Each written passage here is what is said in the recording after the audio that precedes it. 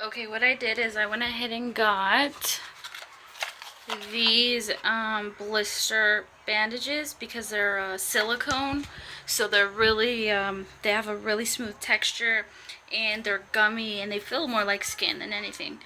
So what I did is you cut off just the edges, because I noticed if you cut in here it starts to make it look bubbly, and then you can kind of tell more that you're trying to hide something. So just use the outside. So you just cut it with a pair of scissors, and then you put it on your face and you kind of cut around it, but you want to go ahead and use tweezers and hold it down so that you can stick it back on.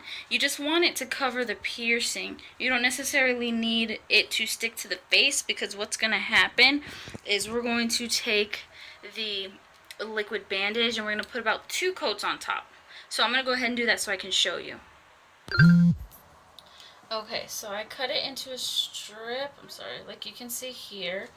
And what I'm going to do is I'm going to just try and put it on my nose. So I know that I already need to cut it. Shh. Cut it about right here. Okay, so you can see I put it over, and you kind of want to cut the edges to make it almost like a circle.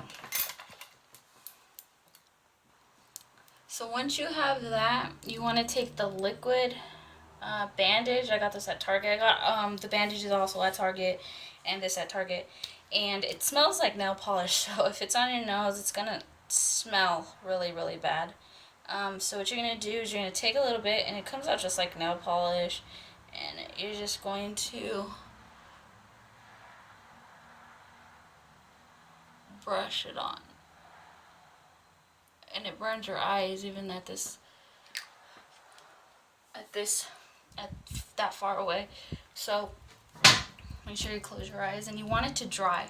I put on about 2 or 3 coats, and I let it dry.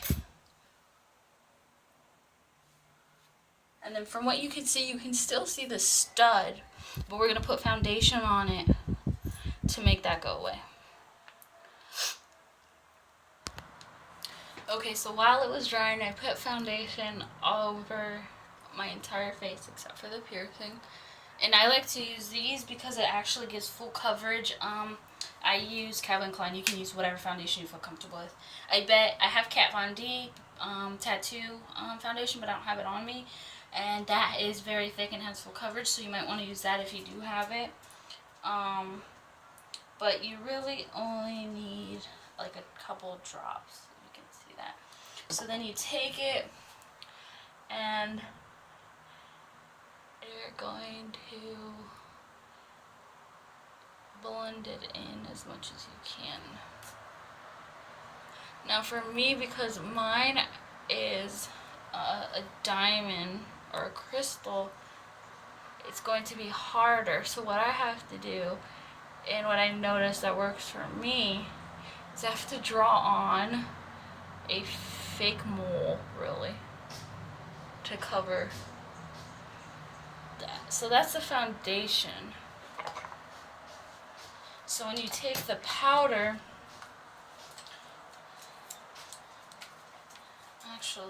take the powder and just pat it. I don't know if you can you can see it, but you can't really. But you can see that there's a bump, right? So what I do, so let me just put powder a little bit.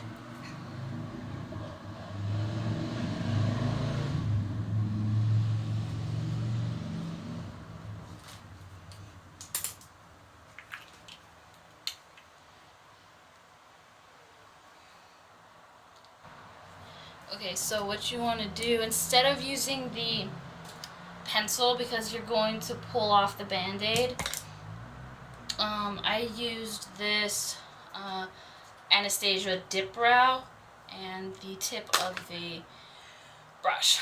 So what you're going to do is you're going to kind of, make it look like a natural mole, and you can see how it kind of goes up more. So then you're just going to take the corners, and kind of smooth it out to make it look like a natural mole. So hold on. So if you notice, it looks more round. So what I went ahead and did is I took just a little bit of foundation, put it back on the sponge, and kind of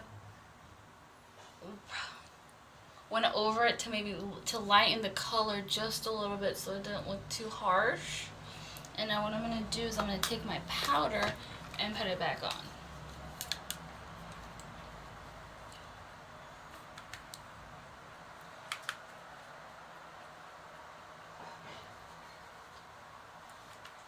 And what you want to do is you want to not move it around, but you want to more or less tap so that you're not moving the foundation, the Band-Aid, and the color around so it looks more like makeup.